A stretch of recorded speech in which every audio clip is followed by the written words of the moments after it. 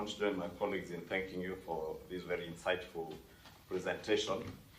And I'll be very specific. When you talk about progressive taxation, and you say you consider progressive taxation which ensures that those who can afford to pay more do so, my straight question to that is that would that be in relation to what happened in the Finance Bill of 2023, where those earning above $500,000 shillings were the ones being taxed more in terms of the review of the tax bracket? That, in my view, would fall within that category of a progressive taxation system, where people who are earning, as proposed by Parliament in this year's Finance Bill, people who are earning above $500,000 shillings are now required to pay more tax than others. And that also falls within the other provisions, even what is currently being debated by Kenyans in terms of universal healthcare and NHIF, where those who earn more should pay more. But unfortunately, in our circumstances, I think those who pay more also have the elements of the microphone that I'm using and access to the media, and therefore are more critical of tax policies that are progressive.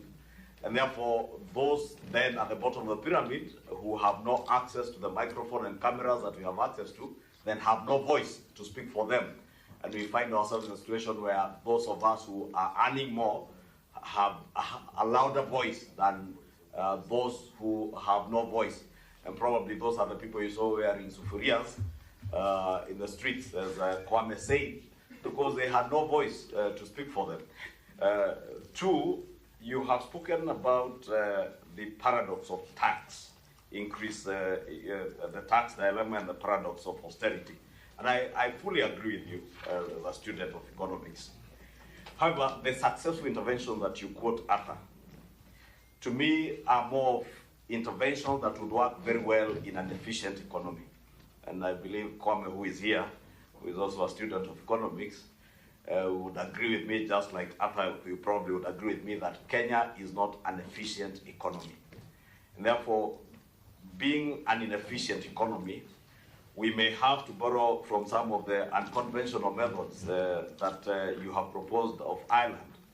And I want to believe that is what Honorable Hassan Omar was referring to, in relation to the monetary policy that the central bank governor spoke of, I think, only last week, in terms of the interventions that have been there on the Kenya shilling.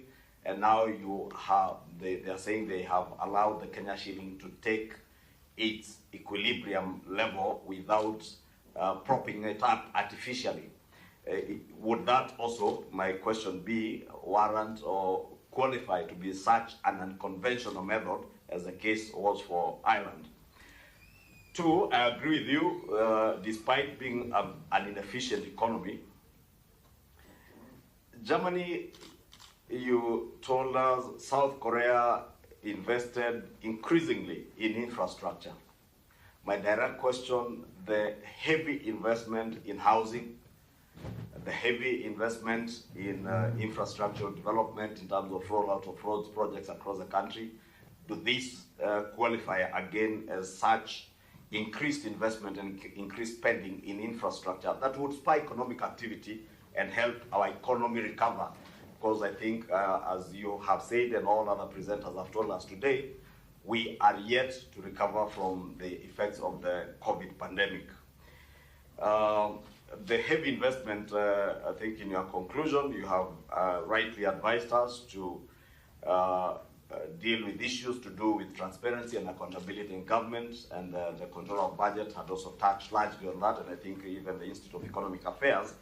You've also rightly advised that we heavily invest in education, and I'm not sure I have the figures, but I think education in the last budget that we passed in Parliament, it was actually the highest consumer of our resources at about 27.2%, followed by energy, ICT, and infrastructure at about 20%. Would we then say that heavy investment in education is what you're advising us that we should look into, besides, of course, other social safety nets like the investments that we have proposed under the universal healthcare in the 4 bills that Parliament passed and was sent to just about 3 weeks ago. Would this, as my question, be also warrant some of those very sustainable measures that will help our economy to recover? Vis-a-vis what you have said would be other interventions, and I rightly agree with Honorable Eugene Wamalwa that indeed there are interventions, and I was the chair of the budget committee in 2019, and we had tax cuts. But remember, these tax cuts were only for a period of about 6 months.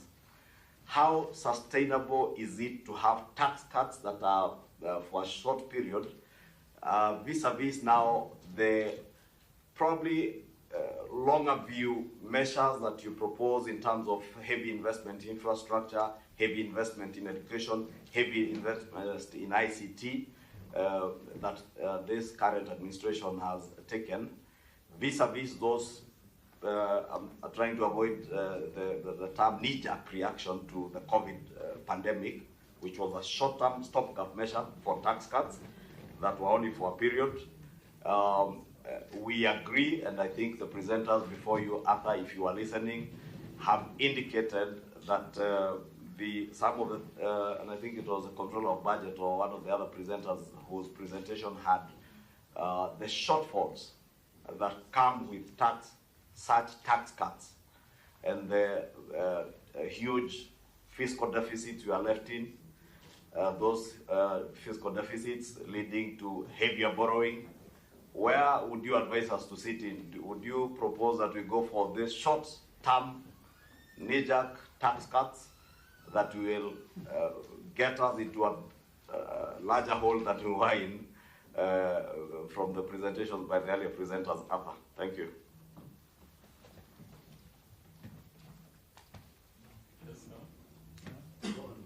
Arthur, you can go on. Maybe attempt to answer those. Well, thank you very much for your questions. Yeah, I think we could spend a lot of time debating this, and I'm not going